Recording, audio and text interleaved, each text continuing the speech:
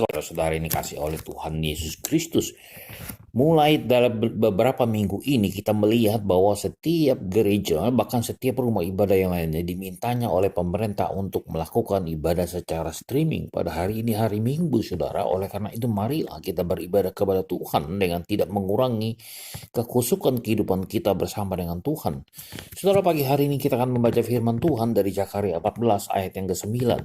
Demikian bunyi firman Tuhan, maka Tuhan akan menjadi raja atas seluruh bumi. Pada waktu itu Tuhan adalah satu-satunya dan namanya satu-satunya. Saudara yang dikasih oleh Tuhan Yesus Kristus, seringkali dalam pemikiran kita mungkin ada beberapa pertanyaan. Seringkali kita bertanya, apakah Tuhan tidak berdaya dengan kejahatan yang merajalela di mana-mana? Apakah Tuhan tidak berdaya dengan penyakit atau virus yang merajalela di mana-mana, saudara?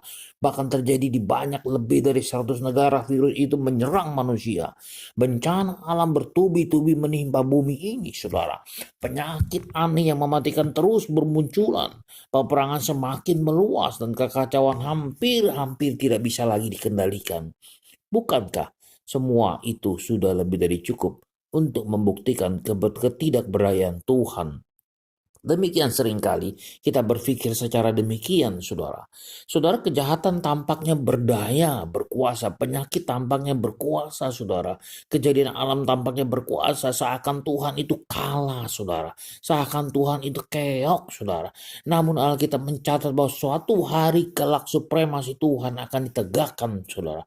Hari Tuhan adalah hari pembalikan semua kejahatan manusia.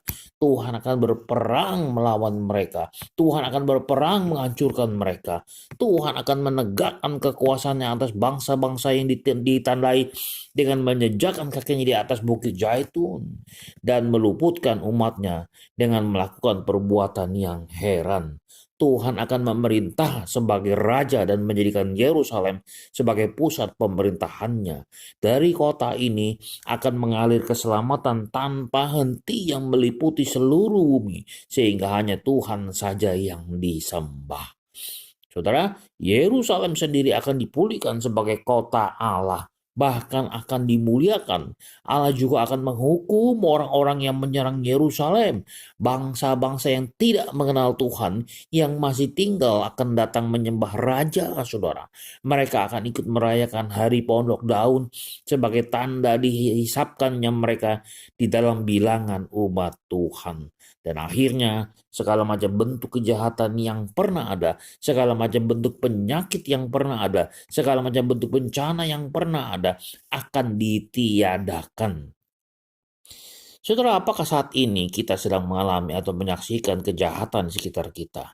Apakah saat ini kita sedang mengalami atau menyaksikan segala bencana, penyakit, virus-virus corona di sekitar kita?